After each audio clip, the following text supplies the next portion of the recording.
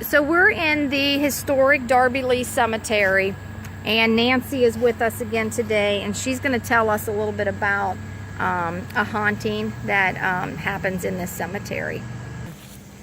We're at the historic Darby Lee Cemetery in the woods in Delhi. Henry Darby and Peter Lee were two landowners in this area that is now Riverside. It was once called South Bend. Henry Darby's house is below here on River Road. It's still there. It's the brown two-story. Looks like an inn. It was an inn. And the story is that during the days of the Underground Railroad, this is the history part, during the days of the Underground Railroad, Henry Darby, who owned all of this property at the time, would use its location on the hill by river to signal escaping slaves. On nights when it was safe for the slaves fleeing the south to cross the Ohio River, he would light a lantern with green tinted glass and play his fiddle from atop of the hill. This was the all-clear signal for the slaves to cross. The haunting part is, when Henry died, he was the first to be buried at this spot. Now, on clear nights, urban... He's the tall pillar. That's his tall Yes. marker. Go ahead. That's okay.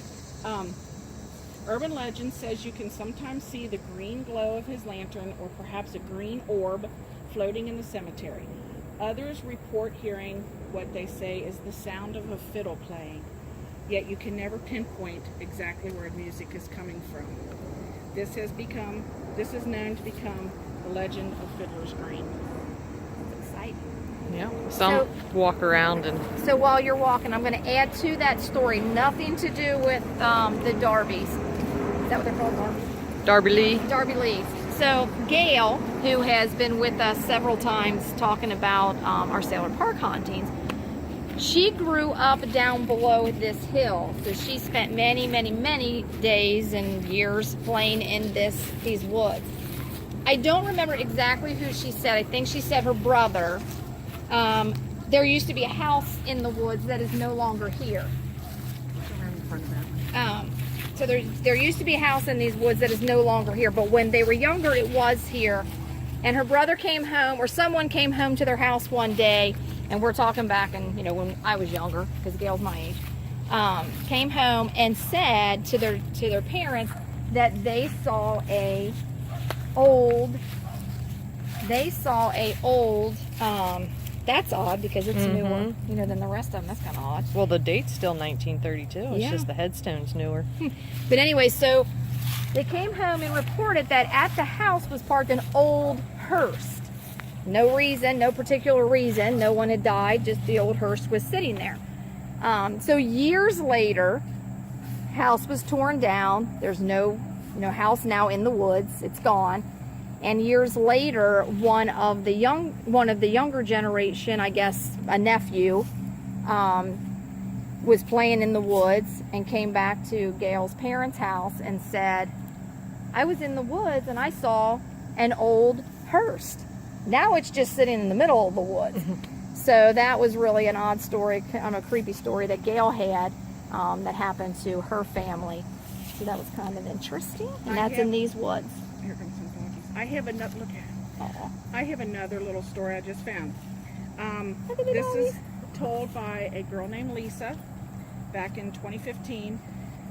She said that her fiance had an experience here several years ago where a spirit actually attached itself to him. Oh, well, let's go. And he brought it home. Oh, wow. And she said she doesn't go into detail here. She said, but the proof was so overwhelming.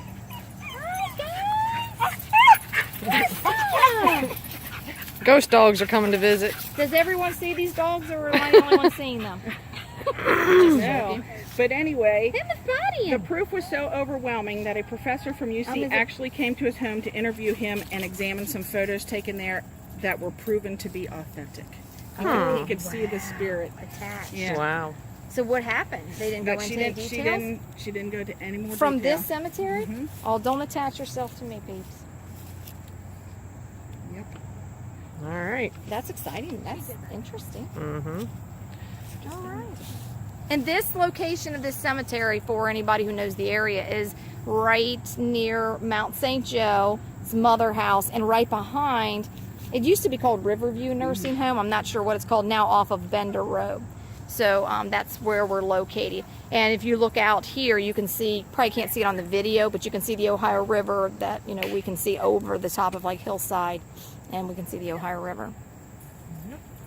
All right. This is the grave marker of Henry Darby. He was born in 1781 and died in 1852. And to the left of his grave marker are two smaller grave markers. One of George. He was 6 years old when he died. And another child, his daughter Eliza, who was 16 when she passed away. And he has other children in here, right? Just older ones? There's the whole... Yeah, he's got a whole... Yeah. Peter Lee's kids are buried here. Yeah. But they all lived pretty long. Yeah. Margaret Anderson, daughter of J and E, she died at 1. And I don't know where number 7 is, would be over there. Here's the actual layout of the cemetery and who's buried here. So the youngest one to be buried here looks like Margaret Anderson. She died at the age of 1.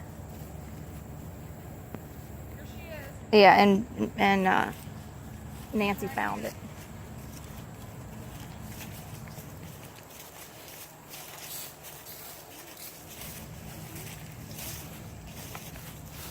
Doesn't give reasons for why, but it does say. Oh. Gosh, a lot of them died. Mm-hmm. Typhoid. Yeah, but she definitely was. She's definitely the youngest.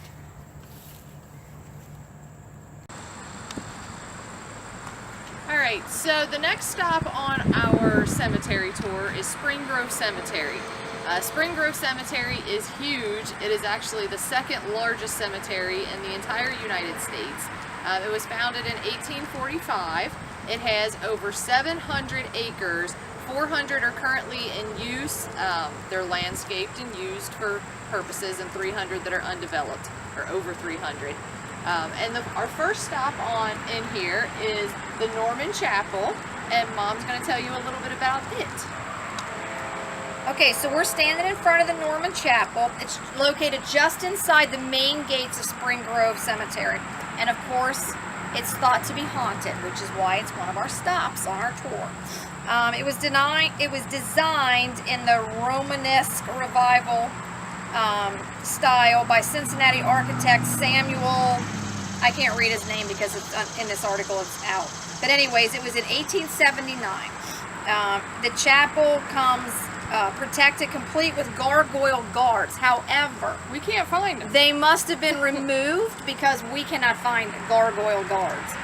So we're assuming that for whatever reason those guards were removed. Legend has it that cries can be heard from the basement of the church because it used to be used as a holding cell during the late 1800s to jail those who were traveling too fast through the cemetery. Drivers were arrested, put in the jail cells, and held overnight. However, it is rumored that many still remain. So don't speed through Spring Grove. Right. So that's a little bit about this. It's supposedly haunted by the drivers that were jailed and possibly died and still remain. So it's a beautiful chapel. I took some shots of it, so we'll have that on there.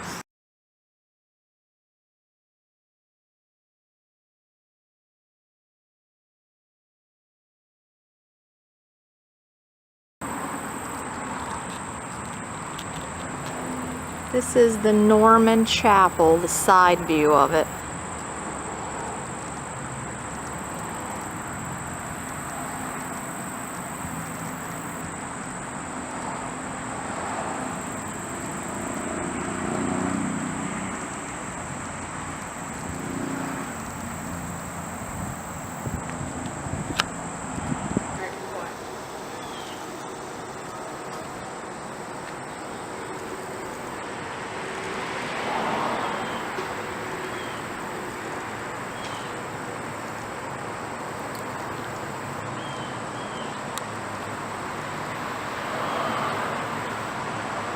This is the main entrance to the Norman chapels, beautiful.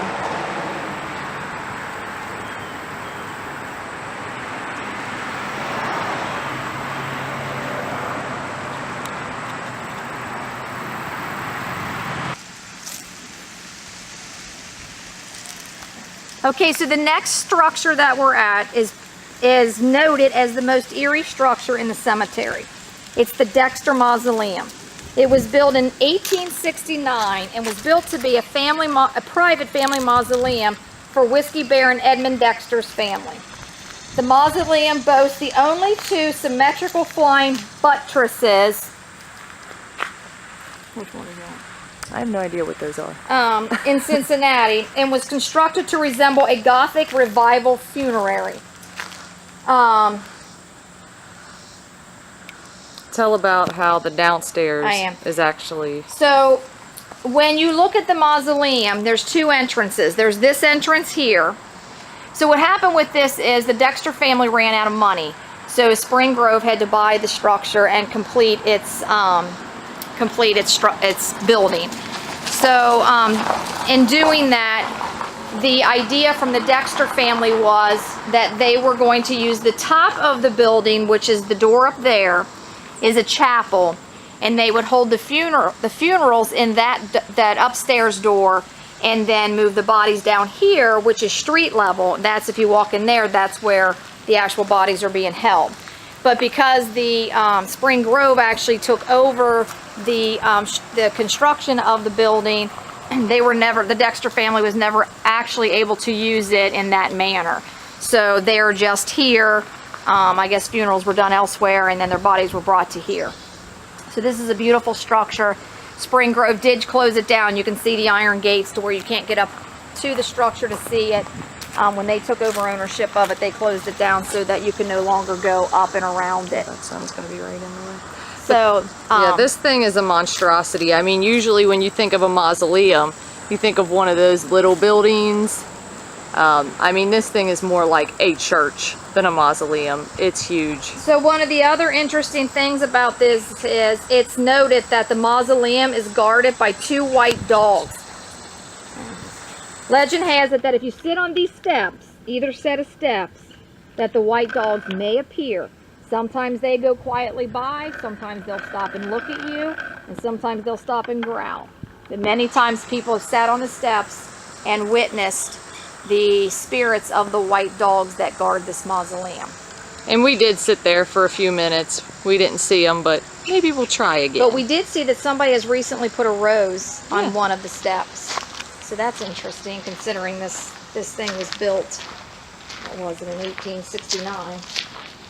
Yep, there must still be ancestors around.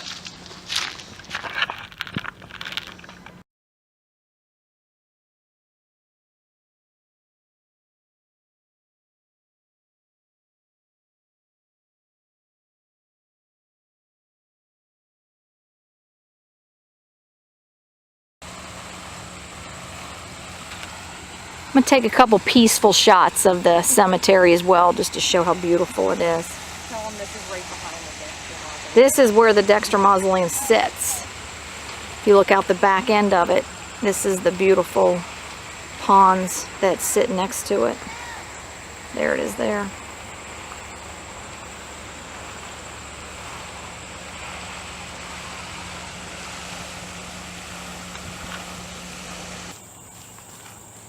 Okay, the strangest of the cemetery tales involve the grave marker of Charles C. I think it's Brower.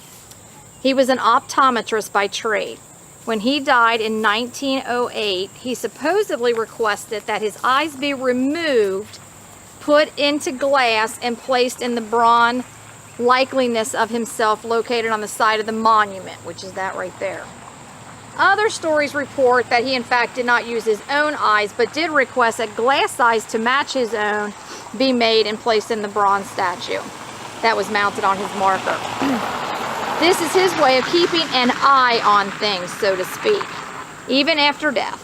Regardless, many people report feeling watched when they are near the Brewer Marker, and some even say the head actually moves in the evening.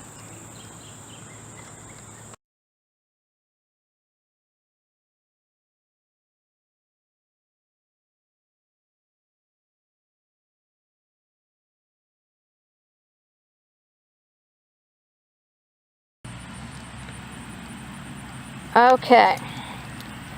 So, like always, we try to put a personal spin on things if we can. So, my daughter Stephanie, we're at the grave of her grandfather, Cecil. And my daughter Stephanie came one day for an event here at Spring Grove, and she decided she was going to go look up his gravesite, and she did. And she came to visit him, stood here for a while, and then left. And I don't know if it was as she left or when she left, got in the car, she noticed a complete heart on her back. It just looked like somebody had taken their finger and lightly drew a heart on her back, in like just how your skin kind of lightens up as you do that. So she actually sent us the photo, and we will put the photo on this clipping. But that was really very interesting. He passed away in 1986, which was 4 years prior to Stephanie even being born. So we truly believe, and Stephanie truly feels, that that was his way of saying, I saw you and I love you.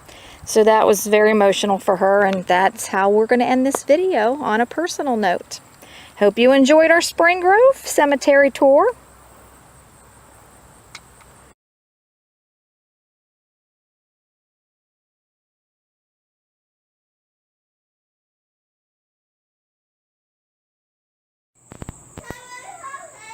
Hi guys, so this week's video was about some haunted graveyards. I know the thought is probably that all graveyards are haunted, but we've picked some specific graveyards and some specific stories to tell. So we were in the Darby Lee Cemetery at the beginning, told the story of the Darby Lee family, the legend of Fiddler's Green. Then we went to Spring Grove today. We picked out some specific stories in Spring Grove, but the one thing that I want to mention more than anything is the last story on the video from Spring Grove involved my daughter Stephanie and something that had taken place on her back after she visited a grave. And there's a still picture of that, and we drew a circle on that picture, and what we're drawing is we're trying to show you where the heart shape is. The video will tell the story of that, but I just wanted to explain to you why the circle is in the video, circling the actual image of the heart. So that's what that's about. So the next couple weeks are going to be even more fun. The video that we are doing next week, you definitely do not want to miss. I am super excited about it. It's something that I've been wanting to do for a long time, so you will not want to miss it. Also, we updated the name of our YouTube channel. Our Opinion is a pretty common name, so we wanted to make it easier for you guys to find. So it is now L&E's Opinions and Adventures. So it should be very easy to find, and make sure you subscribe, because the next couple weeks the videos are going to get better and better until Halloween, and it's going to be a lot of fun and you don't want to miss it.